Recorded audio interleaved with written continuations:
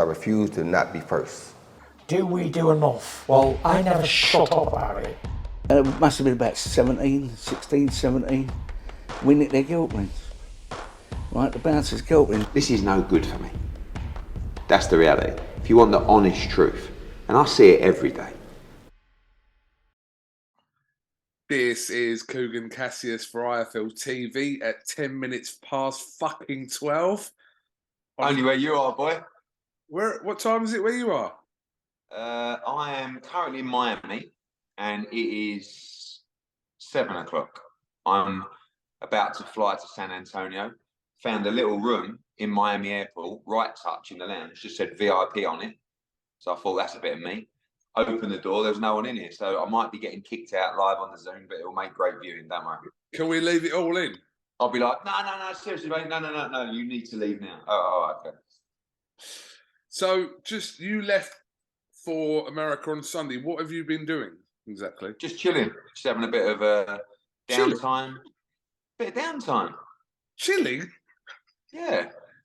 Doing a little what? Bit of sun. Is that all right? What, Is you that went okay on with you? holiday? A couple of those. Huh? You went on holidays, like a pre-fight? Yeah, I did go on holiday. And now heading to San Antonio. Okay. We'll come on. Press conference tomorrow. Yeah. Wayne, etc. Today. By the time this goes out, it'll be later today. Okay. Let's kind of just recap, because we only got a few minutes after the O2, which was very late on Saturday night, Sunday morning. But just looking back on that now, what are your thoughts about AJ's performance? I actually think it was a decent performance. I watched it back. I mean, I think we know what we want. I'm the first to always admit it in performances that don't necessarily thrill the crowd because they're not aggressive enough, and they're not as dominated, and you're not going for the knockout that ultimately is what people want to see. There was a lot of stuff I liked, and I thought I summed it up well on the night. Solid, not spectacular. I thought a lot of the stuff that he's been working on with Derek James was evident. I think he should have been more aggressive, but I also understand that, if he lost on Saturday night, his career was over. So he's coming off the back of 2 defeats. He needed to win. So I thought he boxed very smart. I've had long chats with him. I don't think he's over the moon with his performance, but I think on reflection, he won nearly every round against Jermaine Franklin. So minus the knockout, I thought it was a good performance, but would like to have seen a little bit more aggression, I think, as everybody would have. Well, when I spoke to you afterwards, obviously a lot of stuff that happened after the fight, we kind of touched on, but obviously we've all watched it back now. Now, the moment after the fight with him and Franklin, do you just put that down to emotion from Joshua? Yeah, I think he tapped him on the back of the head, like as if to say whatever, and he turned around and gave it to him, and he reacted, and there was a bit of that during the fight, wasn't there? At the end of rounds. So I don't really take much from that at all. But I just feel that he just should have been a little bit more aggressive in the fight. Should have worked more on the inside, which we talked about. And when he did, he was really effective. But he's been through a lot, and he's had a lot of changes, and there was a lot of pressure on that fight. So all in all, I'm pleased to be sitting here with a win for Anthony Joshua, planning his next fight currently as we speak. Is there any answer to why round 12 ended 7 seconds early? Absolutely have no idea. Instead of asking me these questions, why don't you ask the British Boxing Board of Control? If I could get in front of them... Well, they're giving enough interviews. Yeah, don't start all that. They don't like me capers that you did in the... I didn't. Well, when did I say that? That's the way you were heading. I'm seeing British Boxing Board of Control interviews every day. So you're asking me why a British Boxing Board of Control time... I didn't even know the round did finish 7 seconds early. Right, well, I was watching it as in the screen at the top of the O2, myself. Okay. Yes. Ended. But that might not be... I mean, that could be a TV production issue. I have no idea. But you can ask the board if, go back and watch the round, perhaps time it, and then see if it was 3 minutes, and then let me know. You can do that before you go to bed tonight, son. I'll let you know. What the fuck was BENN-EUBANK doing? BENN-EUBANK. Do you know what was actually funny? The BENN-EUBANK actually kicking off with the part of Franklin's team. was Carl Froch, how he invested Carl The Froch. funniest. Go Chin on, him, Tony. You kidding? Chin him, Tony. Right, I've got to say, right, like the old school fighters, you know, it was a great era, and Bellew's hilarious. Bellew, easy. I know a lot of people. I know some people don't like Bellew, right? But honestly, you know, right? Yeah.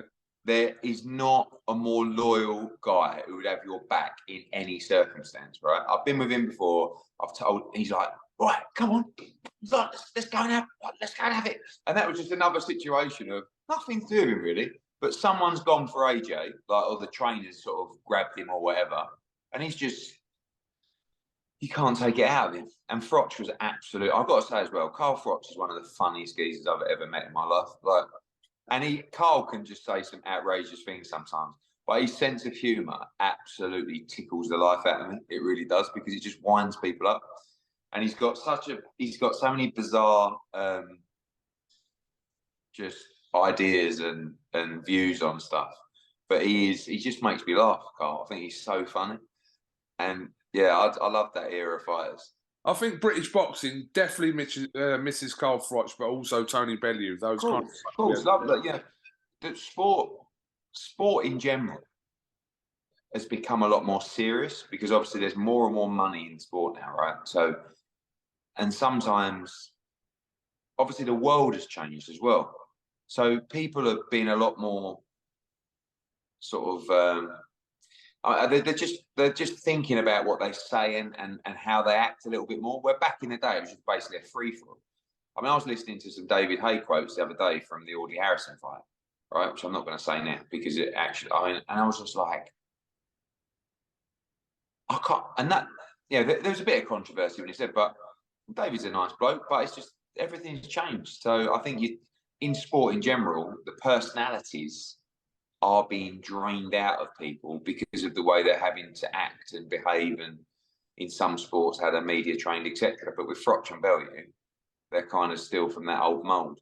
I mean, I know what comments you're talking about with David Haye in today's era, if you want. Yeah, listen, he said it to be tongue in cheek about, it was like, it's just David, like, built, and let's move on from those comments, but just comments in general. Yeah. You know, I just feel that, you know, the world's much more of a softer place now than it was when they were fighting. Just to finish off on the other night, I do want to talk to you about Fabio Wardley, because this situation regarding him and David Adelaide has been kind of like furthering and brewing since Saturday, with some social media remarks and posts, etc. You commented on one earlier on today. What is the actual likely chances that we could see this fight? Fraser Clark also getting involved. I heard about A sides and, you know, B sides, and I've seen all the stuff online. I mean, look, firstly, let's make one thing clear. There's only one A side in this fight, and it's the British heavyweight champion Fabio Wardley. It's the guy that fought in front of 18,000 people on Saturday in their seats, not boxing earlier in the night or, you know, whatever. Got a massive reception at the O2, had another very good win, and has wins on his record considerably better than the other two that are calling him out. Now, we talk about A side and B side. I'm going to get into that. It's a British heavyweight title fight, but Fabio Wardley is the champion, and unless someone wants to pay a fortune to take him as the away fighter on another show and another platform, then we'll be doing what we're going to do for Fabio Wardley's career, thank you very much, which is defend the British title, which is to make sure that, hello. Who is it? As I was going to say. Yeah. Is it? Oh, could I finish this call, or are you going to... Honestly, I was going to say 5 minutes, but it probably will be 10 minutes. It's just it's a big media interview, and there's no space out there for privacy. Is that all right? I really appreciate that. Thank you very much. Yeah, thank you. Unbelievable. She weren't happy, to be fair. Very nice lady. American Airlines, thank you very much. Okay. Just someone came and said, excuse me, this room is reserved. I think he actually said it's reserved for VIPs. I was like, no context there. Anyway, so he's the governor, he's the champion. And I love the Adelaide fight, I love the Fraser Clark fight, and I love the Soldatus fight. And they're all fights that he's going to need to have to take to secure the British title, British heavyweight title, outright for keeps. But right now, he's the man, and they're all calling him out. And well done, Fabio Wardley. Listen, he's really growing in ability, in stature, in maturity. I really like him, what I see from Fabio Wardley, and I absolutely back him to beat those two every day of the week. So we love those fights. Be interesting to see what happens with that. I feel like now, even though you've got time to kill, I feel like I'm on a bit of a mission now to kind You of... are. I mean, you said 10 minutes, but... Ugh. All right, okay. You like the way I said, I was going to say 5, but I'll be honest with you, it's probably going to be 10. Well 30. done. You did that for the fans. Well done, mate. Yeah. Eddie, come on, let's jump straight into it. Yesterday, the news broke out that Amir Khan has previously last year failed a test for Osterine in relation to the Kell Brook fight. I mean, I'm assuming that you found this out the same time as the public found it out yesterday. Correct. A lot of people in boxing knew about this. I'll just keep it real. I didn't. But I know everyone, I mean, not everyone, a lot of people involved with that fight knew. And when I say knew, there's a difference between receiving correspondence from UKAD or knowing, hearing that it's happened. And people from the promotion, the broadcast, certainly the British Boxing Board of Control, they knew about that situation. Look, it's a fight on the night of, it's a test on the night of the fight. I think the one thing here is I've been quite quiet about it because it's very easy for me to say and pick holes in another complete mess here, right? Because, you know, Ben Shalom came out and said, I didn't know anything about it. First time I've ever heard anything about it this morning.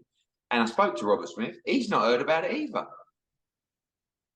Robert Smith knew about it months and months and months ago. And the reality here, and I'm just going to say it, UKAD, the British Boxing Board of Control, in terms of the procedures around testing, is not fit for purpose. Simple as that. You have got a situation where a fighter failed a test, not 12 months ago, as someone said on TalkSport. I mean, I heard Simon Jordan and Spencer Oliver say, oh, you know, terrible that the board didn't know anything about this. You know, Ben Shalom came on and said the board didn't know anything about it. The board knew about it months and months and months ago. By the way, when people say, oh, the promoter doesn't get alerted. Yes, they do. When Dillian White failed a UKAD test, Robert Smith knew immediately and contacted me immediately to let me know. You're telling me that the promoter of a show wouldn't find out that a fighter on his show had tested positive in a post-fight test? All right. Can I ask you a question? Does this make any difference to the test being done before the fight or after the fight? I mean, whether the promoter knows, just because you're talking about Dillian. Look, I know for a fact people around that show knew. But anyway, I'm not cast that aside. Not getting into that. Yeah. Let's talk about the British Boxing Board of Control, right? Let's talk about 14 months ago, a fighter failed a test, and we found out 14 months later, right? Now you can say, oh yeah, but he's retired. I mean, all this stuff. The end of the day, and there is an element, what Robert Smith said today is correct in some respects, and this is another problem in general. It's a confidential process, right? As is the WBC, as is all these things. The problem is 14 months, right? Why on earth does it take 14 months to go through that procedure of a UKAD failed test on that night, right? So Robert Smith knew as soon as, you know, when I spoke to Robert Smith around the Conor Benn situation, I said to him, when the VADA test came in, we need to check his UKAD tests, please. Has he failed his UKAD tests? And he said, no, we only get alerted if there's a fail. So he hasn't. But let me go and speak to him now because it's a separate situation. Checked, he passed all his UKAD tests. So Robert knows. Of course he knows. It's ridiculous for someone to say that the board don't know if someone fails a board test via UKAD. Ridiculous. Anyway, but why? I was negotiating with Amir Khan 6 months ago to fight Manny Pacquiao, right? And he's failed a test. So it's just the whole thing is completely all over the place. And no one really asks any questions because it's not me. So fuck everybody. I see it all unfold. I saw the Fight Disciples. Oh yeah, no, what happens is, this is, I've never read, I was going to email Adam or message Adam and go, what are you talking about? What are you talking about the board didn't know? I mean, you know, Kel Brook, I spoke to Kel the other day. Kel's sitting there thinking, Jesus Christ, 14 months ago, I thought this guy, I've only just found out he's tested positive on the night of the fight. So I can't even be bothered to get into it because no one even wants to even ask questions. They've asked me questions for, and I know the situation's different, but there's so many flaws to what's just happened. But yet no one is prepared to ask the questions again, like TalkSport, Simon Jordan, all those people. And what it comes down to is the board regarding drug testing and UKAD are not fit for purpose. There's got to be a radical change now.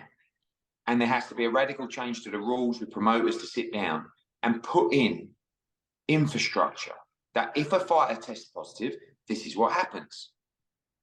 And we can't go to a point where it's false. You look at it now and say, oh, let's how confusing the Conor Benn situation is compared to the Amir Khan situation, right? How long is a Conor Benn hearing going to take with UKAD? That's just taken 14 months, right? And this is, in my opinion, 10 times more complicated. I mean, it's all over the place. It really is. And again, no one really asked the questions. And you know, we'll see who's interrogated on this one. Okay, how much has it got to do with the fact, right? Now, just hear me out here, because I'm going from Amir Khan's comments that he made in his first Sky interview, where they kind of collared him outside wherever he was walking out of, and they asked him a couple of questions which he answered.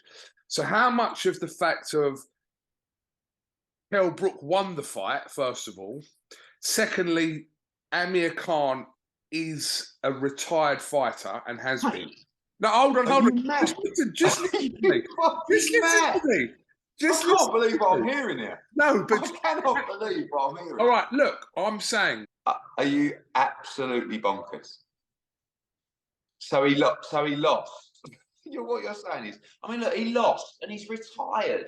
So leave it. Don't worry about it. I mean, I'm not saying that. I'm just going from Amir Khan's comments he made when he was interviewed by Sky, yeah, in reference to this. Yeah, that's all I'm talking about. I'm not saying, oh, but he's retired. I'm not saying that. And he lost the fight. I'm not saying that. I'm just asking you about his comments that he made, right, in reference to when it was asked to him about this substance that was found, that he failed a test for. Oh, what? When Amir said, well, I lost. You know, like obviously, I'm not, you know, they kind of worked because I lost. So, I mean, the whole thing, look, all I know is I listened to Dominic Ingles' interview, right?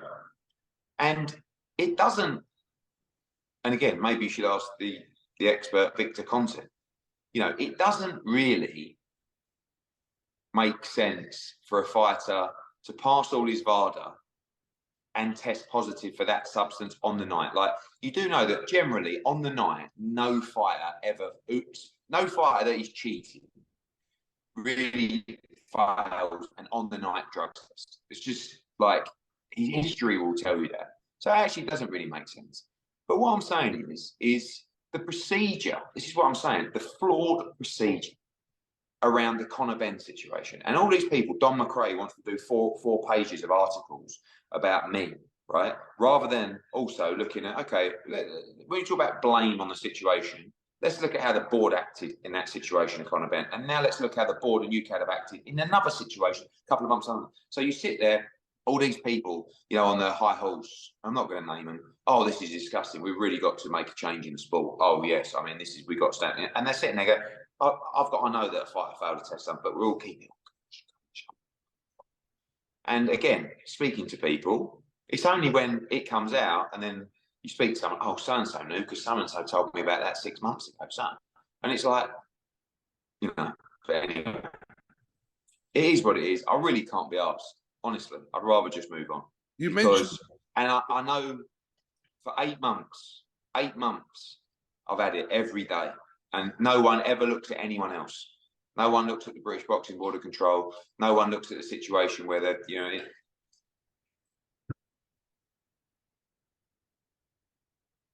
yeah. So honestly, move on. is she back?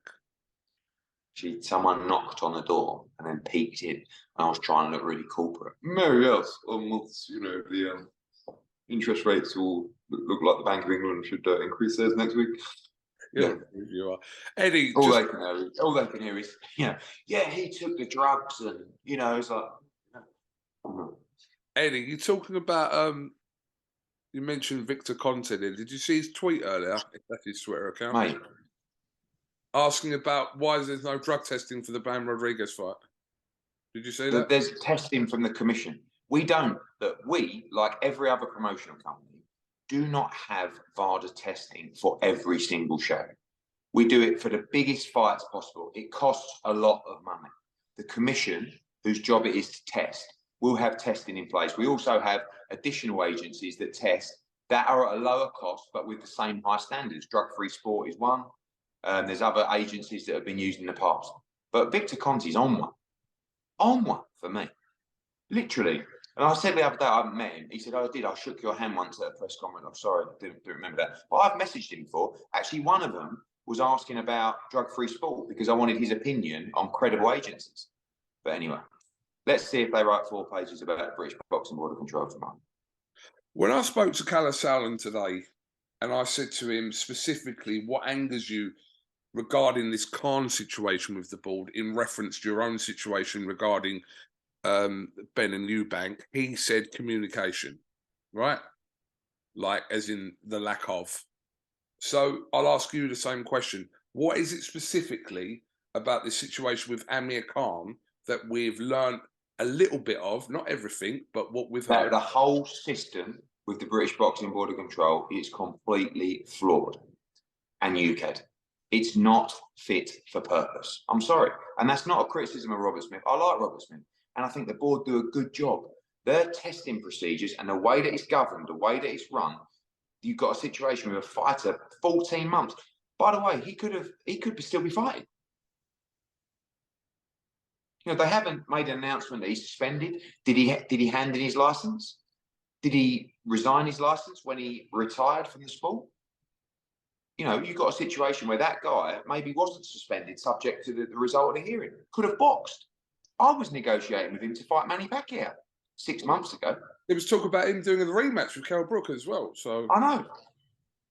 Well, he had a rematch clause with a failed test. So would the board have allowed that fight to take place because we hadn't had a result of the hearing? You're asking the wrong geezer. Eddie, what do you also think about the fact that they've accepted there was no intent there from Amir Khan, but giving him a 2-year ban due to strict liability? I mean, does that make sense? It's very hard. I think it's harsh that there was no one intentionally cheated, but you still receive a 2-year ban. But I understand the strict liability, and you have to prove to yourself that. Sorry. It's all right, no problem. Come on. You have to prove. You have to prove. I think there's a difference between wasn't intentional and contamination. If you can prove the contamination or a faulty process, it's different to. It's in my system. I ingested it, but I didn't do it. You know, I don't know the exact procedure, but I guess that's what they're saying. They're saying he didn't intentionally cheat, but he ingested it. But can't prove that ultimately. The difference between this situation and Conor Benn's situation in reference to strict liability is the fact that Conor Benn has or is in the process of proving contamination, correct? Well, he's been exonerated by the WBC. Correct, but I meant a reference to the board. Obviously, that's still ongoing. That's Yes. But again, I mean, that process that's just transpired has taken 14 months. So I would say, in terms of the complication of the situation, that would probably put Conor Benn's case on about 2 years. So what happens whilst that case is ongoing? He can't fight for 14 months to 2 years? Have you That's reached? something. And I said to Robert Smith on Saturday, let's have a sit down. Come on, we need to get together. He said, no, send the document. I said, no, listen, we need to talk about this because you've lost your head. He's eager. He's gone mental.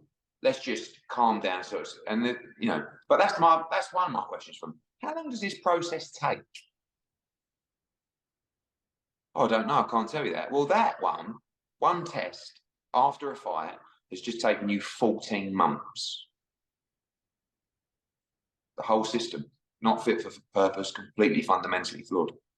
What's your next step then into bridge the gap between? I've asked for a meeting with Robert Smith. I said I want to get together and discuss the process of how we move forward. And the response to that has been what? Not really up for it, but we'll have a chat. It's kind of the response. Why wouldn't he be up for it? He obviously wants to get the situation. Because I don't think he wants to talk about it. He wants to just send the document in and let them do their work. And I said, no, I want to talk about the procedure behind it because he's not a licensed fighter. And I feel like you're acting inappropriately. I feel like Conor Benn's acting inappropriately. I would just like to have a conversation so we can find a way to move forward. Eddie, following some comments that CASSIUS made today, he's kind of maybe suggesting that the Eubank Conor Benn fight isn't currently sitting at the top of the table. Is that accurate? I mean, we don't have a deal, but I think by the end of this week. He used the term, it's been flirted with, which doesn't sound too positive. Yeah, I think that's a good, I mean, it's been negotiated. It's flirted with, if you like, if Calla likes to use that one. Yeah, I mean, we've been in negotiations, but we don't have a deal yet. But we will be making a decision by the end of this week. What is Plan B? Who is Plan B? I think Plan B would probably be a fight in America. A fight in America or an American fighter? Both. So Conor Benn is not necessarily going to headline your June the 3rd card in Abu Dhabi. Okay. Not necessarily. It's interesting. But one of the potential fights for that card is Conor Benn against Chris Eubank. Okay. I'd love to know what your plan B in general is for Abu Dhabi. There's a lot of plans. Because you said it's going to be like... One of them might include World Heavyweight Championship. Really? Maybe. I don't want to know anyway, mate, to be honest. No, of course you don't. Anyway, you need to move this on, son, because it's sooner or later I'm getting flung out. I don't want it to be on Zoom. Okay, fair enough. Right, let's talk about this situation that's arose over the last few days regarding Ellie Scottney and Chantel Cameron. Obviously, Chantel Cameron's headlining your May 20th show in Dublin against Katie Taylor for Undisputed. Ellie Scottney was due to be fighting for a world title on that undercard. That is not the case anymore. We've seen statements from Ellie Scottney and also from Chantel Cameron. Can you give me your side of what's been going on regarding that? I mean, to be honest, I've read both statements and pretty much both are accurate, really. I mean, we had a situation where on the day of the press conference, we'd agreed terms with Shanika Johnson to fight Ellie Scottney. And I announced at the press conference that Ellie Scottney would fight for a world title on the card. I'm definitely not taking responsibility completely for a mistake, but I didn't really even stop to think about the previous issues between Chantel and Shane McGuigan and the McGuigans.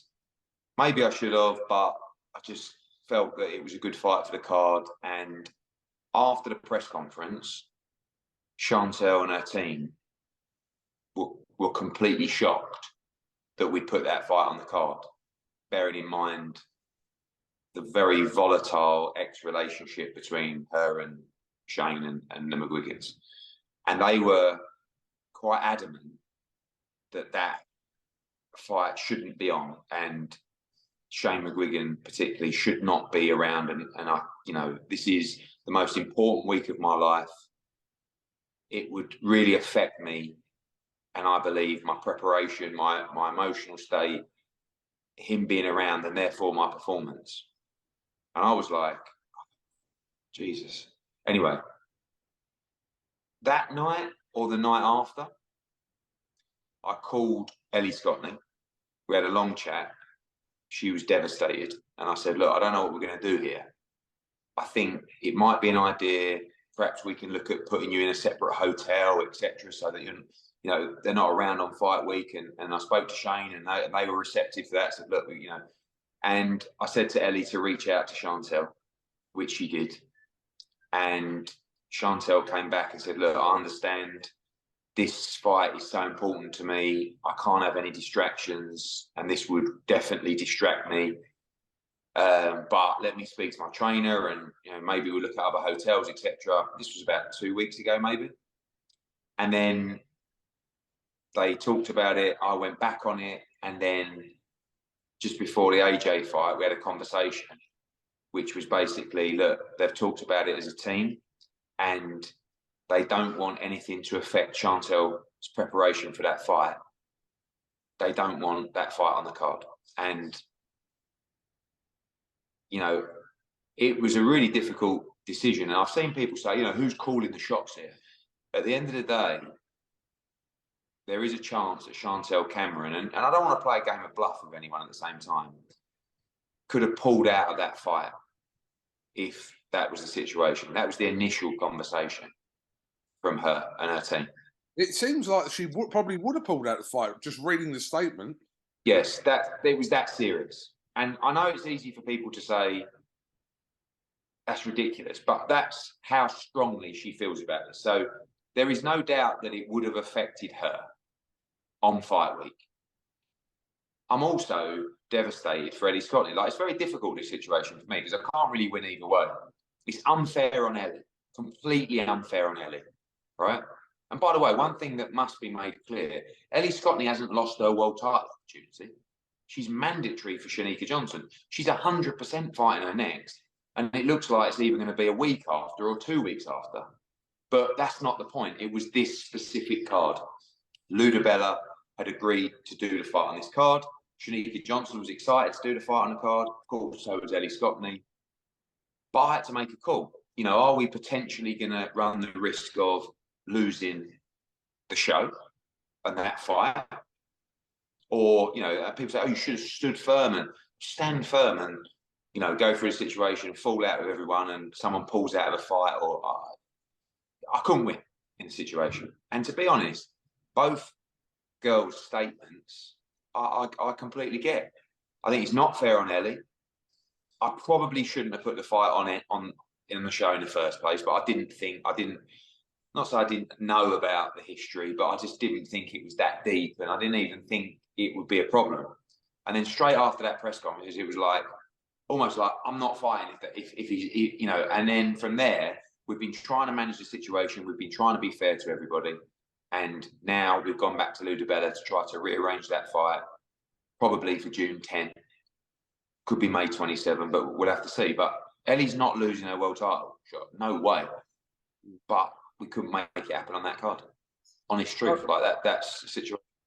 So best case scenario you can do for Ellie now is to just, like you said, put her on one of those cards coming up, and yeah, the whole, obviously just reading from her statement. Yeah, she's going to be a week later or 2 weeks later, but it's more about, you know, that obviously that card, you know, and everything. And I felt terrible for Ellie, and you know, I felt like she handled it the right way. She reached out to Chantel. To be fair, Chantel came back. They spoke about it. They went backwards and forwards. And in the end, Chantel just said, I'm sorry, I can't, this fight is everything to me. I'm not going to damage my preparation, particularly on fight week, and when I need to get everything right to win this fight. And I understand that as well, but one of those situations. Did Katie Taylor have any opinion on this? No. Yeah. Okay, just a couple of other little things. I mean, what do you think about the WBA ordering now USYK and Dubois. 30 days until the negotiation. Yeah, I mean, look, I think I like Daniel Dubois, but who on earth has he beaten to become mandatory for Alexander Usyk?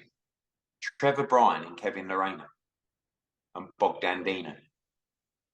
But listen, fair play to him. You know, I think Joe Joyce should be getting a shot well ahead of him. But good luck to him.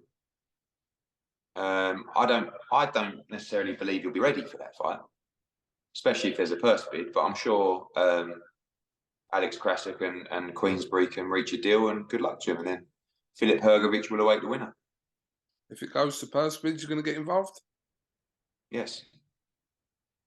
Of course you are, mate. Of course you are.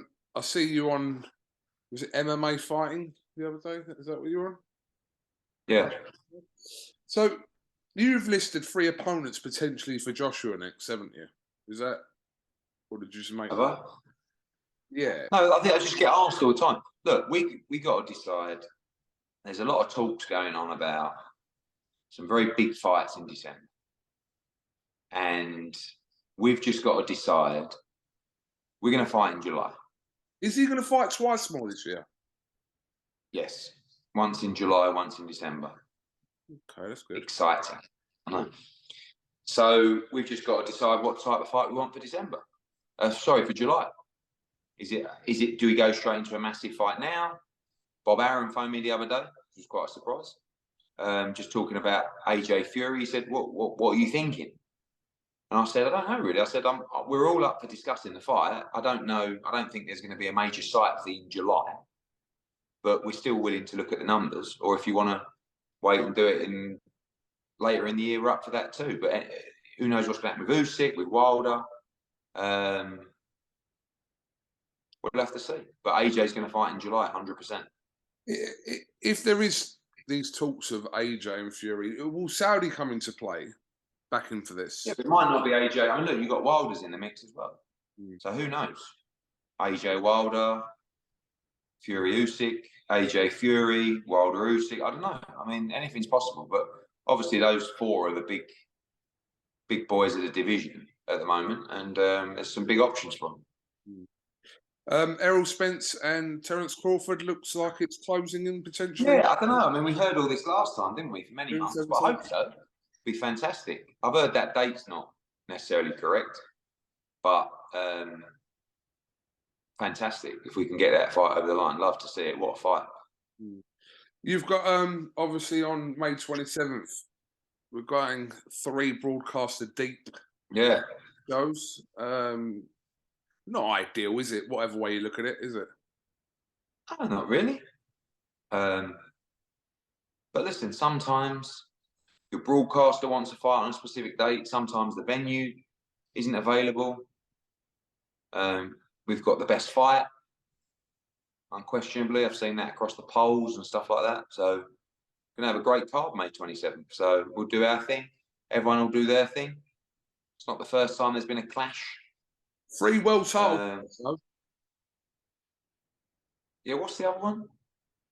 Oh, Conlon, that's a good fight. Conlon yeah. and Lopez. Yeah, they're all good fights. Look, I think Woodlar is the standout fight, but they're all 3 good fights. Okay. Yeah, I think we're pretty much there at this time. What are you doing now then, mate? What's the crack? Like, tell me your... Flying. There's a delay, actually. There's a delay. I'll land in San Antonio about 12:30 tonight. And then we've got the press conference. By the way, I've got to say, we'll do some stuff tomorrow. Our card in San Antonio on Saturday is unbelievable. I'll swear to you.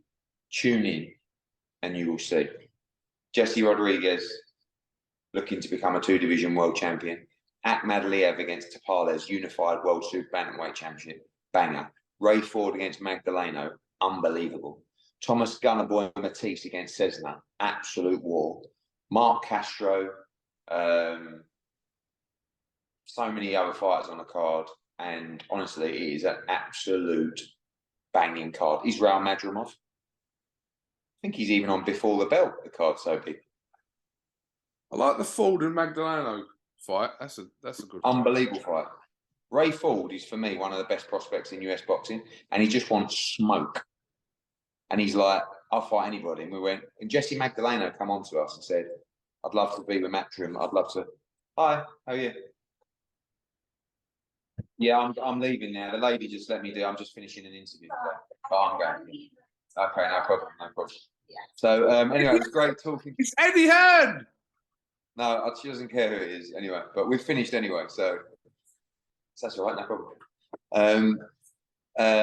Yeah. So other than that, it's a great card on Saturday in San Antonio, and I'll be there for the press conference tomorrow. Weigh in on Friday. Fight night Saturday. And I don't know if you know this, but on Saturday you can go to your Sky channel of 429 and watch the Zone, or you can watch it on Virgin, or you can watch it on your phone, your tablet, your smart TV, or any other device, or you can watch it in the pub. Actually, you can't watch this Saturday in the pub in the UK because it'll be like 1 o'clock in the morning. How many subscribers did you get off the back of Joshua? A lot. What? You said between 300,000 and 400,000. Go on. Mm-hmm. What? Mm-hmm. That's how many I said I believe we'll be watching a fight on Saturday. You just cut out. You just said that. Say that again. Yeah. Yes, that's how many I said I'll be watching the fight on Saturday. Did you not say you're going to get 300 to 400 more 100,000 more subscribers? I can't remember. Run it back. I'm sure that's what you were quoted as saying. I'm just saying. But you did all right. I actually don't know. It was a big success. Great success. It was great success. Right, I've got to go because this young lady's got to meet. Money out. I'm going to bed. This is. Can I just tell right. you? This is 10 to 1 on Thursday morning, so this will be out later on. Edward. All right, cheers. Take care. I refuse to not be first. Do we do enough? Well, I never shut up about it. It must have been about 16, 17. We nicked their guilt rings. Right, the bouncer's guilt ring. This is no good for me. That's the reality. If you want the honest truth, and I see it every day,